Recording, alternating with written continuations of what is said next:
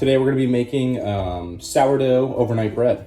I'm really excited about this one because you can use your leftover sourdough starter here that you have going, and I have about, I think it's 32 grams of sourdough starter. I also have here 380 grams of water, and I also have here 500 grams of all-purpose flour and 11 grams of salt already mixed in. All right, so to get started here, I have myself a large mixing bowl, and I'm gonna take my 500 grams of all-purpose flour and my 11 grams of salt, and I'm gonna take my water here, and I'm gonna mix in my sourdough starter. Now that my sourdough starter is added, I'm gonna go ahead and give it a quick mix so everything can be properly mixed together.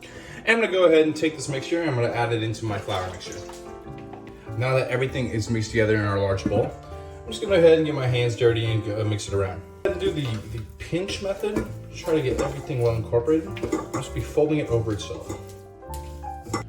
All right, after a thorough mix here, we're gonna set aside this dough for about 24 hours or overnight, and we're gonna see it rise and double in size. Okay, so our dough is now doubled in size overnight, and it is looking ready to bake. All right, to bake this thing, we're gonna use, you can use a Dutch oven, but for this, we're gonna be using the good old cast iron. But to mimic the environment of a Dutch oven, we're gonna use 2 cast irons,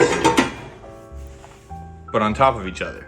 We're gonna be preheating our oven at 400 degrees. All right, so it's been in the oven for 10 minutes now, and it's nice and hot. I've already gone ahead and greased the pan here. So we're just gonna go ahead and place our dough real quick.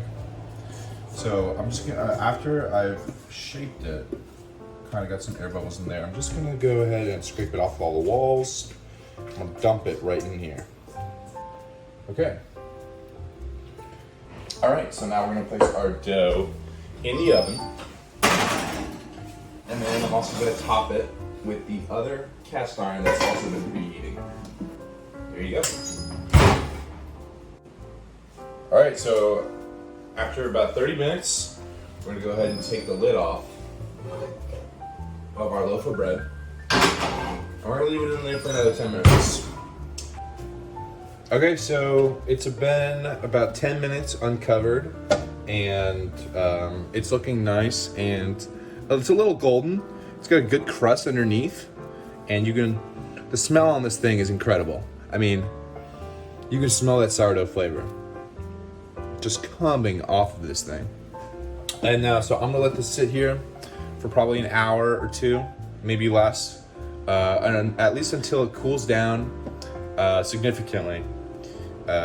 Resting the bread's important, so you can have all those layers kind of set instead of just turning into a cakey mush. But oh man, this is gonna be really exciting. Okay, so it's been about an hour. This is sufficiently cooled down enough so where it'll be good. So I'm gonna go ahead and cut into it, and let's just see how we did.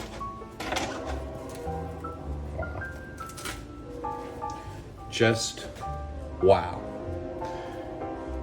Look at all of that. Now this thing, wow. It smells incredible. Let's go ahead and tear a piece off. Wow, it just comes apart. This thing is delish. This thing is quite incredible. I imagine this would be good with olive oil and balsamic, a little bit of butter, or, you know, charcuterie board compliments. This bread is incredible. Well, I'd like to thank everyone for watching. I really appreciate it, and I'll see you later.